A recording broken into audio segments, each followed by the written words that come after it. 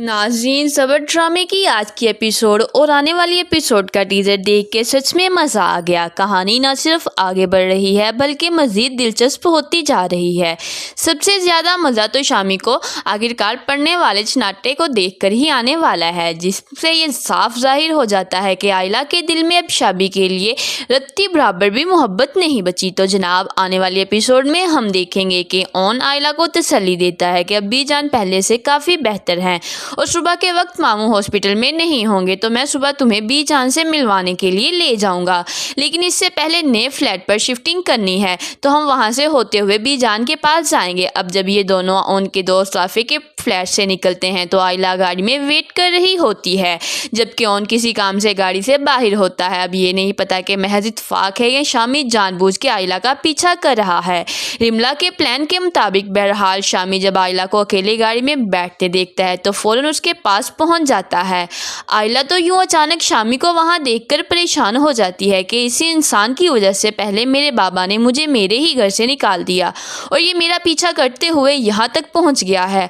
अब शामी तो अपनी ही शुरू कर देता है कि आयला, मुझे पता है तुम आज भी सिर्फ मुझसे ही मोहब्बत करती हो। उनसे तुमने मजबूरी के तहत निकाह तो कर लिया, लेकिन तुम्हारे दिल में उसके लिए कोई जगह नहीं। और आयला, मैं भी आज भी सिर्फ और सिर्फ तुमसे मोहब्बत करता हूँ। तुम आज उनको छोड़कर मेरे पास वापस आ जाओ, मैं तुमसे वादा करता हूँ उसी दिन रिमला को छोड़ के तुम्हारे साथ रिश्ता बना लूंगा। लेकिन आयला को शामी की ये बातें इस कदर गुस्सा दिलाती हैं कि वो इसके मुंह पर एक जोरदार चापड़ रसीद कर देती है कि ये बात कान खोल के सुन लो कि वो सब मोहब्बत नहीं थी बल्कि मेरी ज़िंदगी की सबसे भयानक गलती थी। और दूर खड़ा ओन ये सारा मंजर अपनी आंखों से देख लेता है। इसके दिल को भी जैसे सुकून मिल जाता है कि फाइनली आयला ने वही किया जो ओन हमेशा से चाहता था। खैर, फ्लैट देखने के बाद आयला और ओन सीधा हॉस्पिटल पहुंचते हैं, जहां पर आखिरकार साकब साहब तो नहीं होते।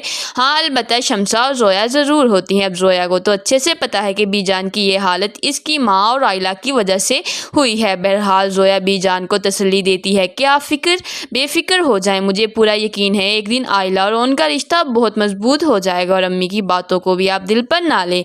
बीजान, क्यों ना कि एक दिन अम्मी को भी एहसास हो जाएगा जिस ओन की वो इतनी तजलील करती हैं, दरअसल वो हमारे ख़ानदान के लिए कितनी बड़ी ढाल है।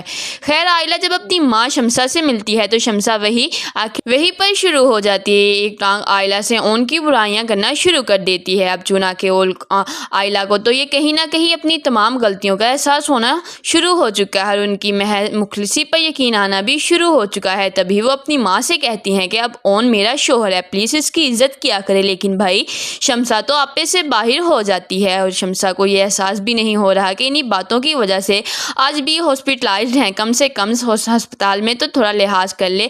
आयला से कहती हैं कि सारी जिंदगी जिस ओन को जूते की नोक पर रखा, तुम क्या कहती हो अब मैं उसे अपने सर का ताज बना लूं। अब चुना के आखिरकार ओन शमसा की ये बातें सुन लेता है तो दिल तो उसका बहुत ज़्यादा जख्मी होता है।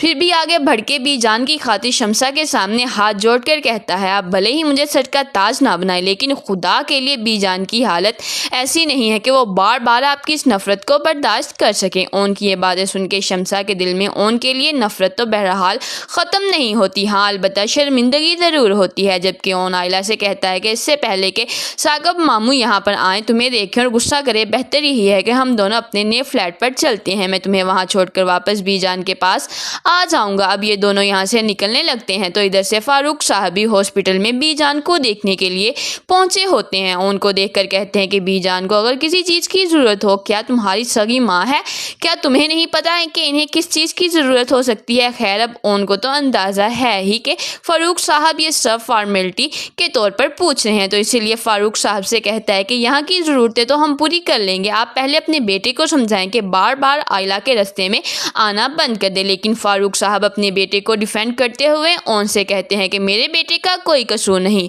अगर वो बार बार आयला के पीछे जाता है या रास्ते में आता है, क्यों ना कि मर्द किसी औरत के पीछे तभी जाता है जब औरत उसे शय देती है। ये सुन के आयला तो आखिरकार गुस्सा होकर नजरें नीचे کر لیتی ہے، جبکہ اس کی کوئی غلطی بھی نہیں ہے، لیکن اون کا بس نہیں چلتا کہ وہ فاروق صاحب کو گریبان سے پکڑ لے اور انہیں کہے، لیکن وہ رشتے میں اور عمر سے اس سے بڑے ہیں۔ تو اپنے غصے پر کنٹرول کرتے ہوئے فاروق صاحب سے کہتا ہے کہ آپ کے بیٹے کو کسی شے کی نہیں، یعنی اون کا اشارہ رملا کی طرف ہے۔ اس بات کا تو فاروق صاحب کو خود بھی اچھے سے اندازہ ہے کہ آخرکار، لیکن اون کو یوں آئلہ کو ڈیفینڈ کرتے دیکھ کر فاروق صاحب کو غصہ آنا شروع ہو جاتا ہے۔